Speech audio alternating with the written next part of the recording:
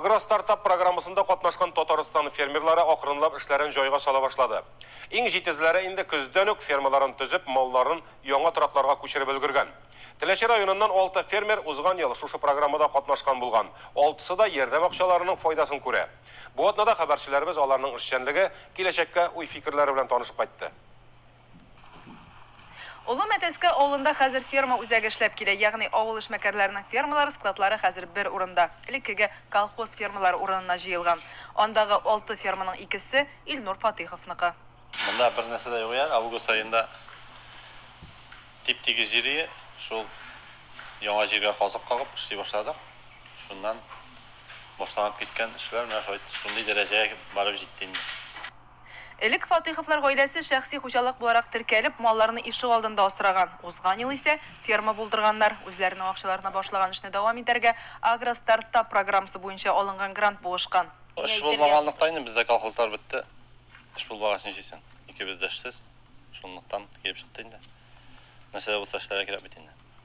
Эш тирәдән башлаган ир. Шуны арттыра. Менә 13-кә җитте бу мискәндә. Дальнейшем 24 байнылла бирсә. Әлегә Фатиховлар әниләрендә торалар, үзләренең яңа йортлары төзелеп кенә килә. Өйнең эшен эшләп бетерәсе бар ди эшмәкәр. Төзелешкә вакыт җитеп тә бетми, җыелган акча малларга торак торгызуга китеп бара. Өй кырыенда булган абзарлар уңайлы булса да, маллар арткан саен кысан була башлаган.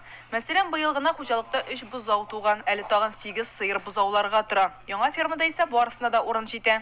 Сыеннар, сыен куелган, су килгән, вакуумнар таштырылган инде. Нәрсә кул эше, кул хезмәте әзрәк кирәк инде монда. Хәзер фермада көненә 200 литр сөт савыла. Шул сөтен казан. Базарда. Базарда. Үзебезнең клиентлар бар инде, шуны эшкәртеп, бүгенге көндә 1 литры 46 сумга чыга. Авылларда эш урыннары санаулы гына. Халык үзе дә эшлим дип тора. Бигрәк тә район һәм республика җитәкчелеге ярдәм итсә. Мәсәлән, Теләче районында гына 65 фермер теркәлгән. 5 сыер асраучы шәхси хуҗалыклар да шактый. 50 генә хуҗалыгы булган авылларда да көтүгә 80гә якын мөгезле эре терлек чыга. Районда урта һәм кече эшмәкәрлеккә аерым игътибар бирәбез. Бездә зур промышленность предприятиеләр юк. Бүгенге көндә җитештерелгән продукциянең 45% аларга туры килә. Һәм инде без аны алдагы шушы 1-2 ел эчендә 50%-ка җитештерәбез дип уйлыйбыз. Түбән Саурыш авылында тормыш итүче Фиргат Замалетдинов кичкедән үк атлар янында булган. Үскәч тә ат асрап карарга уйлаган. Бүген ул Теләче агро хуҗалыгында баш мал табибы булып эшли. Тормыш иптәше Люция ханым өйдәге малларны карарга ярдәм итә.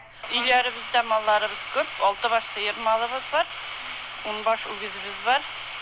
Кышкыртлар асрыйбыз. Яңадан ат белән кызыксынып киттек тә.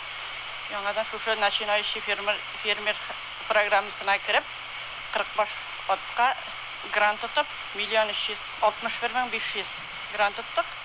Грант акчаларының бер өлеше яңа ферма һәм утар төзелешенә тотылган, икенче өлеше исә атлар сатып алуга. План буенча хуҗалыкта 40 ит токымлы ат булдыру бурычы куела. Прибыль пока югары 4 елдан, 4 елдан прибыль була башлады дип торабыз булса инде. Пока шуңа күрә идәге малларны да бетергә тырышмыйбыз. Халык әкренләп ат үрчетүгә кайта башлады ди Фиргат Замалетдинов. Авыл кунаклары, балалар хуҗалыкка атлар карарга еш килә икән. Кышны маллар утарда үткәргәннәр. Узган ел көз буаз бияләр һәм яңа туган колоннар өчен иркен фермада төзелгән. Вакытлыча менә семьяләрне монда салып тордык инде, вакытта ашлыгы склады булгач инде анда урнаштырабыз. Язга җитәрлек күләмдә солы, арпа, семенәләр бар шәшергә. Үз эшен яраткан кеше аннан бер кайчан да армый. 16 баш эре мөгезле терлек янына 40 баш ат өстәлсә дә бер авырлыгы юк ди Фиргат Замалетдинов. Ул аңа төп эш итеп карамый, күңелне шатландыра торган шөгыль буларак кына күрә. Бәлки Замалетдиновлар кебек гаиләләр күбрәк булса, кечкенә авылларның да киләчәге булыр иде.